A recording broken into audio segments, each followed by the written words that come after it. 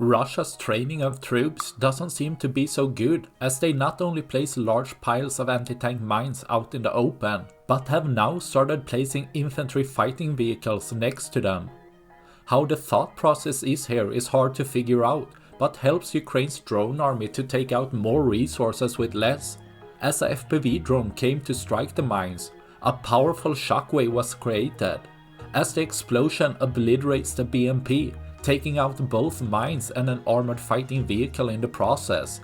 Seeing how Russia wastes a lot of their resources while Ukraine maximizes theirs by leaving less of Russia's equipment for tomorrow.